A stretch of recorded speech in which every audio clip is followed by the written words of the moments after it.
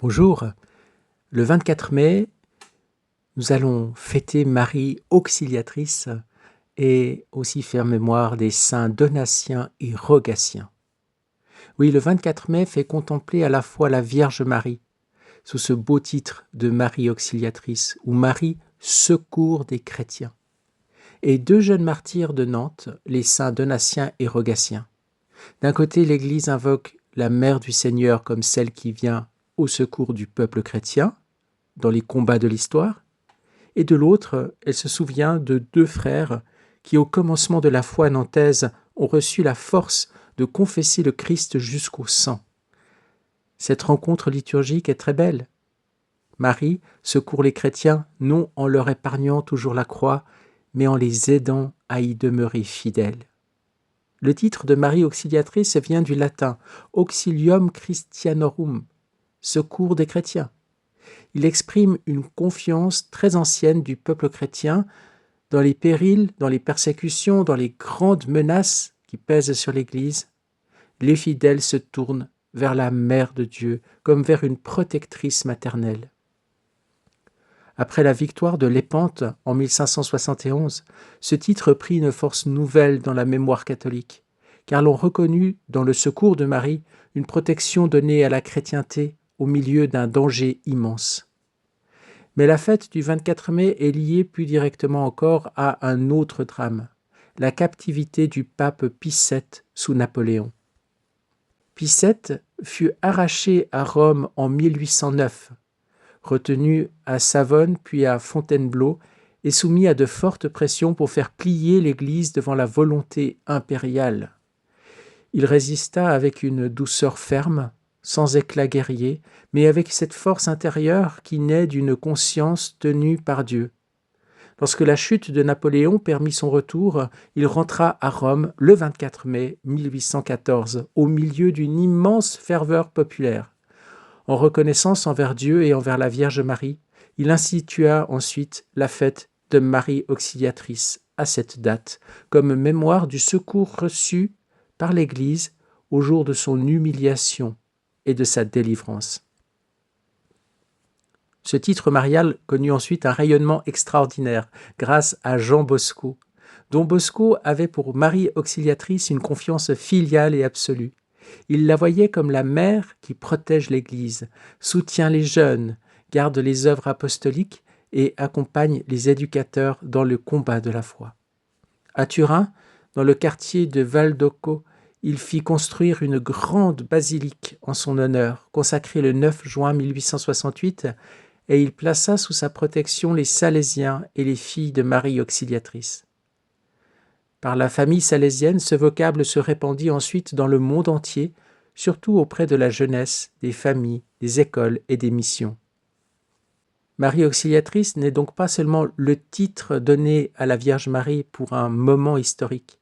Elle est ainsi désignée sous sa fonction de protectrice de l'Église en chemin. Sous ce titre, elle apparaît comme secours dans la détresse, force dans la persécution, refuge dans la confusion, soutien dans l'éducation chrétienne, protection dans les missions, présence maternelle auprès de ceux qui travaillent à faire grandir le Christ dans les âmes. Elle ne remplace pas le combat chrétien, elle l'accompagne. Elle n'abolit pas l'épreuve, mais elle obtient la grâce de la traverser. Elle ne détourne pas du Christ, mais elle conduit vers lui, comme à Cana, en redisant toujours « Faites tout ce qu'il vous dira ». En plusieurs pays, cette dévotion a pris des couleurs particulières. Dans le monde germanique, sous le nom de Maria Hilf, Marie Secours des chrétiens fut vénérée dans de nombreux sanctuaires, notamment à partir de l'image de la Vierge à l'enfant attribuée à Lucas Cranach et honorée dans l'espace habsbourgeois. À Turin, elle prend le visage salésien d'une mère éducatrice et missionnaire. En Chine, elle est spécialement vénérée au sanctuaire de Sheshan, où les catholiques la regardent comme aide et protection de l'Église éprouvée.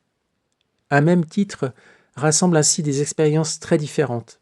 Partout, le peuple chrétien reconnaît que Marie vient au secours des siens lorsque la foi est menacée, lorsque l'Église souffre, lorsque les petits ont besoin d'être gardés. En ce même jour, l'Église honore donc aussi les saints Donatien et Rogatien, les enfants nantais. Ils sont les premiers chrétiens connus de Nantes et les patrons de la ville et du diocèse. Leur martyre se situe au temps des dernières persécutions romaines, probablement autour de l'an 304. La foi chrétienne commençait alors à s'enraciner dans la cité des Namnettes, et leur témoignage marqua profondément la mémoire locale. Leur tombe devint très tôt un lieu de dévotion, puis un centre de pèlerinage. C'est sur cette mémoire que s'enracina l'une des plus anciennes paroisses de Nantes, devenue plus tard la basilique Saint-Donatien et Saint-Rogatien. Donatien avait reçu le baptême, Rogatien, son frère, était encore catéchumène. C'est là l'un des traits les plus touchants de leur passion. Donatien avait déjà été plongé dans l'eau sacrée. Rogatien, lui, désirait le Christ, mais n'avait pas encore reçu le baptême lorsque la persécution les saisit. Arrêtés comme chrétiens, ils furent soumis à la torture, puis condamnés à mort. Dans leur dernière nuit, ils prièrent ensemble et s'encouragèrent mutuellement. Donatien embrassa son frère et demanda à Dieu que Rogatien, qui n'avait pas été lavé dans l'eau du baptême, puisse être lavé dans le flot de son sang. Le martyr devint ainsi pour lui le baptême de sang. Il y a dans cette scène une grande beauté. La foi chrétienne naît à Nantes sous le signe de deux frères. L'un soutient l'autre. L'un, déjà baptisé, intercède pour celui qui attend encore le sacrement. Tous deux passent ensemble de la prison à la gloire. La fraternité selon le sang devient fraternité selon le Christ, et cette fraternité se consomme dans l'offrande de leur vie. L'Église de Nantes aimera voir dans ces deux jeunes martyrs comme son premier germe. Elle est née non d'un prestige humain, mais de la fidélité de deux frères au milieu de la persécution. Leur martyr parle aussi de la force du catéchuménat. Rogatien n'avait pas encore tout reçu sacramentellement, mais son cœur était déjà tourné vers le Christ. Il désirait le baptême, il confessait la foi, il accepta de mourir avec son frère plutôt que de renier le Seigneur. L'Église a toujours reconnu dans le baptême de sang une grâce réelle. Lorsque quelqu'un meurt pour le Christ avant d'avoir reçu l'eau du baptême, son sang devient comme le sceau suprême de son appartenance au Sauveur. Rogatien en est une figure lumineuse, et Donatien apparaît auprès de lui comme le frère qui prie, qui embrasse, qui accompagne et qui remet à Dieu ce que le rite sacramentel n'a pas encore pu accomplir. Leur culte se répandit dans toute la vallée de la Loire. À cause des invasions normandes, leurs reliques furent déplacées et leur mémoire gagna d'autres régions. Mais Nantes ne les oublia jamais. On les appela les enfants nantais, non seulement parce qu'ils étaient jeunes, mais parce qu'ils étaient comme les enfants premiers-nés de l'église locale. Leur basilique, restaurée après les blessures de l'histoire, continue de rappeler que la foi chrétienne s'enracine toujours dans des témoins concrets, dans des corps offerts, dans des noms aimés et transmis. Marie Auxiliatrice et les saints Donatien et Rogatien se rejoignent alors sans qu'il soit besoin de forcer le trait. Marie est le secours des chrétiens, eux sont des chrétiens secourus, jusque dans le martyre. Elle est la mère qui soutient l'Église dans ses combats, eux montrent ce que devient une âme soutenue par la grâce lorsque tout semble perdu. Elle veille sur le peuple chrétien dans les grandes secousses de l'histoire, et eux rappellent que la victoire de l'Église commence souvent dans une prison, dans une nuit de prière, dans la fidélité de quelques témoins méconnus. Ainsi, le 24 mai nous apprend à demander le secours de Marie, mais sans chercher une foi facile. Le secours de la Vierge n'est pas une protection molle contre toute souffrance. Il est une force maternelle pour demeurer au Christ. Pie VII l'a reconnu dans la délivrance de l'Église humiliée, dont Bosco l'a prêché aux jeunes et aux pauvres de Turin. Donatien et Rogatien l'illustrent par leur sang, eux qui n'ont pas échappé à l'épreuve, mais y ont été rendus victorieux. Marie Auxiliatrice garde les chrétiens pour qu'ils soient vraiment chrétiens, dans la paix si Dieu la donne, dans le combat s'il le permet, et toujours dans la fidélité à Jésus-Christ.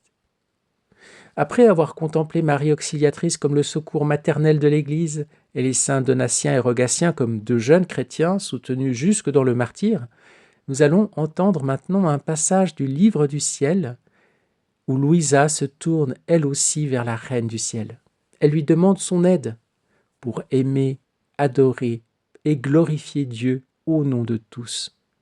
Car le secours de Marie n'est pas seulement une protection extérieure dans les combats de l'histoire, il est aussi une aide intérieure pour entrer plus profondément dans la vie en Dieu. Dans ce passage, Jésus montre que Marie est la vraie image de la vie dans la divine volonté, celle qui a tout reçu de Dieu, tout rendu à Dieu, et qui peut guider l'âme pas à pas. On peut ainsi laisser résonner ensemble Marie Auxiliatrice, les jeunes martyrs de Nantes et cette parole du livre du ciel. La mère du Seigneur secourt ses enfants pour qu'ils demeurent fidèles au Christ dans l'épreuve comme dans l'adoration, jusqu'à laisser toute leur vie se remettre au fiat de Dieu. Nous sommes au tome 19 à la date du 16 avril 1926. Louisa écrit « Me sentant si petite et incapable de faire quoi que ce soit, je requis l'aide de ma reine mère pour qu'ensemble nous aimions, adorions, glorifions mon suprême et unique bien pour tous et au nom de tous. Entre-temps, je me vis dans une immensité de lumière, blotti dans les bras de mon Père céleste, m'identifiant au point de ne faire plus qu'un avec lui et de ne plus ressentir ma vie mais celle de Dieu. Mais comment expliquer ce que je fis et ressentis ? Alors mon doux Jésus sortant de moi me dit « Ma fille, toutes tes sensations, ton plein abandon dans les bras de notre Père céleste, le fait de ne plus sentir ta propre vie, est l'image de la vie dans ma volonté. Car pour vivre en elle, il faut vivre davantage de Dieu que de soi-même. Mieux, le néant doit céder la vie au tout, pour pouvoir tout faire et avoir son acte au-dessus de tous les actes de chaque créature. Telle fut la vie de ma Mère divine, la vraie image de la vie dans ma volonté. Sa façon de vivre était si parfaite que Dieu lui faisait part sans cesse de tout ce qu'elle devait faire pour vivre dans la suprême volonté. Elle reçut l'acte de la suprême adoration, se mettant au-dessus de chaque adoration prodiguée par les créatures envers leur Créateur, la vraie adoration prenant vie dans les trois divines personnes. Notre parfaite harmonie, notre amour mutuel, notre unique volonté, constituant l'adoration la plus profonde et la plus parfaite dans la sacro-sainte Trinité. Ainsi, si la créature est en adoration devant moi, mais sa volonté n'est pas en accord avec la mienne, ces mots sont sans effet, donc il n'y a pas d'adoration. Ma mère a pris tout de nous afin de se répandre en tout et de se mettre au-dessus des actes de chaque créature, de tout amour, de chaque pas, parole, pensée, de toute chose créée. Le fait d'avoir mis son acte primordial sur toute chose lui valut le titre de reine de tout et de tous, dépassant en sainteté, amour et grâce tous les saints actuels et à venir et tous les anges réunis. Le Créateur se répandit en elle en lui donnant tellement d'amour, suffisant à lui permettre de l'aimer pour tous, lui communiquant la suprême harmonie et la volonté unique des trois divines personnes.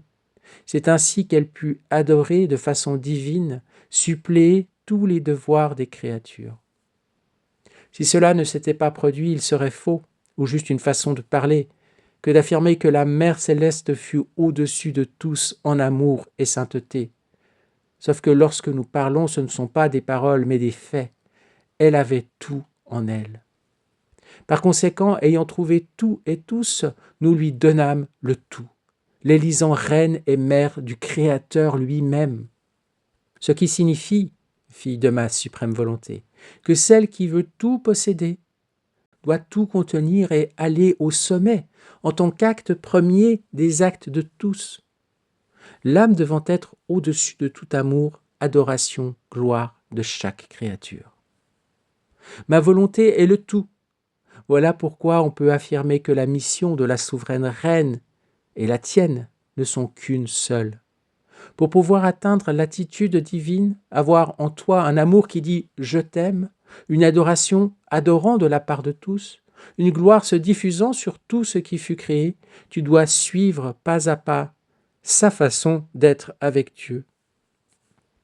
Tu dois être notre écho et celui de la Mère céleste, car elle seule vécut parfaitement et pleinement dans la divine volonté, et elle peut te servir de guide et d'enseignante. Ah, si tu savais de combien d'amour je t'entoure, à quel point je te surveille jalousement, afin que ta vie dans mon éternelle volonté ne soit pas interrompue. Tu dois savoir que j'en fais davantage pour toi que je ne le fis pour ma propre mère céleste, puisqu'elle n'avait pas tes besoins, ni tendance, ni passion, empêchant aucunement le cours de ma volonté en elle.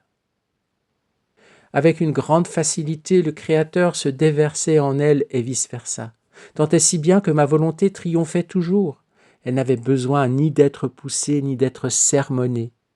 Alors que, en ce qui te concerne, je dois redoubler d'attention, voyant ressurgir en toi quelques petites passions ou tendances, ou lorsque ta volonté humaine voudrait avoir quelques actes de vie en toi, je suis obligé de te réprimander.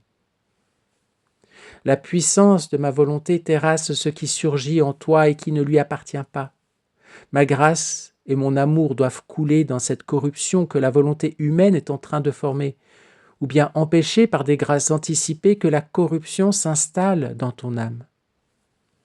J'aime énormément l'âme dans laquelle règne ma volonté et où le fiat suprême a son champ d'action divine, seule finalité de toute la création et de la rédemption même.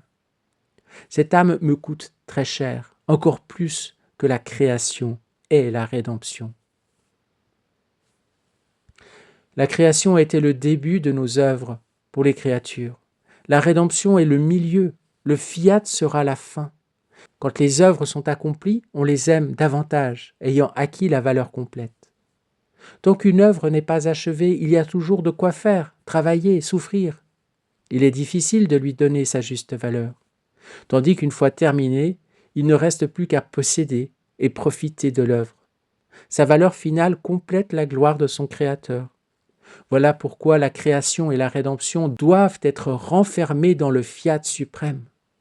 Tu vois combien tu me coûtes et combien je t'aime.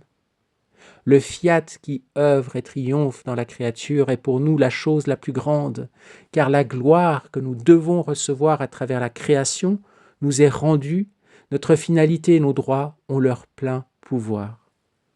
Donc, si j'ai plein d'attention pour toi, Louisa, si je me manifeste en toi, et si mon amour pour la création et la rédemption est réuni en toi, c'est parce que, en toi, je veux voir le triomphe de ma volonté. Amen, Seigneur. Ce texte est très important et il faut bien le comprendre parce qu'il pourrait servir à certaines personnes pour dire « Voyez, le Seigneur met Louisa au-dessus de la Vierge Marie », ce qui serait bien entendu une erreur. Et il faut bien comprendre que, il le dit quand même aussi assez clairement dans ce passage, la Vierge Marie est la plus grande de toutes. La première, celle qui a vécu toute sa vie depuis l'instant premier de sa conception immaculée dans la divine volonté, ce qui n'est pas le cas de Louisa. Mais justement, puisque Louisa avait besoin de plus de secours, eh bien, le Seigneur dit, j'ai été plus attentif à toi, j'ai pris plus de soin pour te protéger, pour te donner des grâces anticipées, voire même pour entrer dans ta corruption afin de te redresser. Mais parce qu'elle a cette mission incroyable, et on ne se rend pas compte de la grandeur de Louisa, d'être en fait justement la fille du divin fiat, celle qui permet la réalisation complète du plan divin et donc l'achèvement de toute cette œuvre pour donner sa valeur complète à l'œuvre divine, comme il est dit. C'est incroyable. Mais pour cela, il fallait une petite, la plus petite de toutes, une simple créature humaine, née dans le péché originel, baptisée, recevant les sacrements jusqu'au dernier jour de sa vie, mais que le Seigneur a préparée de manière exceptionnelle pour devenir notre chef de file à nous qui voulons vivre dans la divine volonté. Nous n'avons pas la mission de Louisa, mais nous bénéficions de tout ce que le Seigneur et elle ont fait pour permettre le recouvrement du don du Seigneur à l'humanité. Ce que Adam et Ève avaient perdu par le péché. nous pouvons aujourd'hui le cueillir, le recevoir, l'accueillir et en vivre. Ce qui est un bien pour nous, bien entendu, mais surtout un bien pour le Seigneur, puisque c'était ce qu'il voulait, ce qu'il attend, la satisfaction même de son amour et la raison même de l'existence, de la création, et puis le moteur de ce qui a été ce qu'on appelle la rédemption. Le Seigneur a voulu réconcilier l'humanité pour pouvoir justement retrouver sa créature dans cette plénitude qu'aujourd'hui nous pouvons atteindre et que les générations passées, les saints des générations passées ne pouvaient pas encore recevoir parce que ce n'était pas le temps. Rappelons-nous donc, un don du Seigneur est un don gratuit qui est immérité et on ne peut pas reprocher à Dieu de ne pas l'avoir donné aux générations précédentes parce que, bon, premièrement, Dieu est libre de ses dons et il a une sagesse dans le plan divin, il y a une progression. De même que Saint Joseph, par exemple, qui est un des plus grands saints de toute l'humanité, le juste, celui qui a été choisi pour être le père nourricier du Fils de Dieu, de Jésus-Christ. Lui-même n'a pas pu bénéficier des dons sacramentels. Il n'a pas eu accès à la communion, à l'Eucharistie. Il n'a pas eu donc accès à ce dont nous, chrétiens, pouvons bénéficier depuis 2 millénaires. La même chose pour Saint Jean-Baptiste. Donc oui, aujourd'hui nous avons ce don exceptionnel qui nous est offert. Et ça ne demande pas grand-chose si ce n'est de prendre connaissance de ça, de nourrir le désir en nous, et puis de nous ajuster, d'adopter les bonnes dispositions pour que ce don puisse nous être donné. Donc lisons le livre du ciel, imprégnons-nous de ces vérités, de ces connaissances, de ces lumières, et peu à peu, cette vie divine va venir nous changer de l'intérieur, nous combler, et ce sera le bonheur pour le Seigneur et pour nous-mêmes, et pour le monde entier. Car dans la divine volonté, nous sommes toujours non pas centrés sur nous-mêmes, mais sur le Seigneur et à travers lui, sur l'humanité entière. Comme le disait le tout début du texte, Louisa commence par dire qu'elle appelle la Reine Mère pour qu'ensemble nous aimions, adorions, glorifions notre suprême et unique bien pour tous et au nom de tous. Faisons de même aujourd'hui, appelons notre Mère Secours des chrétiens, et allons avec elle, et avec Louisa, appelons aussi Louisa, pour aller aimer, bénir, adorer et glorifier le Seigneur au nom de tous et pour tous. Quand même encore relire ce passage extraordinaire, quand Louisa écrit « Je me vis dans une immensité de lumière, blottie dans les bras de mon Père céleste, m'identifiant au point de ne faire plus qu'un avec lui. » C'est incroyable ça, non? Être un avec le Père céleste. C'est vraiment avoir pris la place du Fils, de Jésus, du Verbe éternel, la deuxième personne de la Sainte Trinité, et de ne plus ressentir ma vie, mais celle de Dieu. Et qu'est-ce que la vie de Dieu finalement? On pourrait peut-être dire que le Saint-Esprit, ce dynamisme qui sort de l'amour du Père et du Fils, qui procède du Père et du Fils, c'est un peu cette vie divine. Et donc on a presque ici vraiment une entrée dans le mystère de la Sainte Trinité, de l'âme de Louisa. Je m'identifie au Père, comme le Fils reçoit tout du Père et lui rend tout. On peut dire que le Fils est l'identification du Père, quelque part. Le Père lui donne tout ce qu'il est, et le Fils lui rend tout. Et donc on pourrait presque dire que cette identification, eh bien, c'est comme si elle prenait cette place du Verbe, de la seconde personne de la Sainte Trinité, au point de ne faire plus qu'un avec lui et de ne plus ressentir ma vie, mais celle de Dieu. Procession du Saint-Esprit. Mais comment expliquer ce que je fis et ressentis? Évidemment, c'est hors du langage humain, très très certainement. Et mon doux Jésus me dit alors, sortant de moi, « Ma fille, toutes tes sensations, ton plein abandon dans les bras de notre Père Céleste. » Donc l'identification passe par le plein abandon. Le fait de ne plus sentir ta propre vie est l'image de la vie dans ma volonté. Donc, ce qu'elle ressent, son abandon, c'est l'image de la vie dans la volonté de Dieu. Autrement dit, pour nous, regarder cette scène de Louisa, identifiée dans les bras du Père, au point qu'elle ne ressente plus sa vie, mais celle de Dieu, cette espèce d'icône de la Trinité, c'est l'image de la vie que nous devons mener. Autrement dit, ce n'est pas forcément que nous allons ressentir les mêmes choses que Louisa, peut-être que ce sera le cas, peut-être que ce sera une belle grâce que nous recevrons un jour, mais au moins, nous voyons ce qui se passe quand nous vivons dans la divine volonté. Nous le voyons à travers cette scène. Qu'est-ce que c'est? Être tout abandonné dans les bras du Père, être identifié à lui et vivre la vie de Dieu.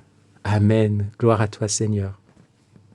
Et commençons aujourd'hui en nous plongeant dans cette divine volonté, en nous fusionnant en elle et en allant chercher tous les actes de saints Donatien et saint Rogatien, toute leur vie, ce qu'ils ont été, leurs décisions, leurs paroles, leurs gestes, leurs regards, leurs émotions, leur courage, leur fidélité. Et nous plongeons tout dans la divine volonté, dans le grand bain de lumière de la divine volonté. Nous voulons tout réordonner dans l'ordre divin, à poser le sceau de ta divine volonté sur chacun de ces actes et t'offrir, Seigneur, le tout avec notre amour plongé dans ton amour. Au nom de tous et pour tous, nous voulons te bénir, t'adorer, te glorifier et te rendre grâce avec notre Maman Céleste et avec Louisa, la petite fille de la divine volonté. Qu'en ce jour, Seigneur, ton soleil divin se lève en nous. Ne permets pas que nous soyons séparés de toi.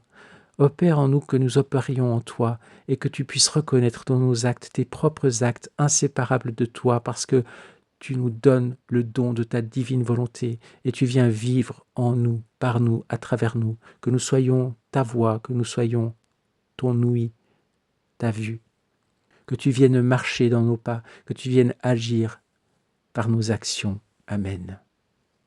Et nous voulons encore appeler ton règne, Seigneur, Maranatha, que ton règne vienne et que ta volonté soit faite sur la terre comme au ciel, dans notre cœur et dans le monde entier. Viens régner définitivement sur cette terre, Seigneur, nous te le demandons. Amen. Fiat. Bonne journée, soyez bénis et à demain.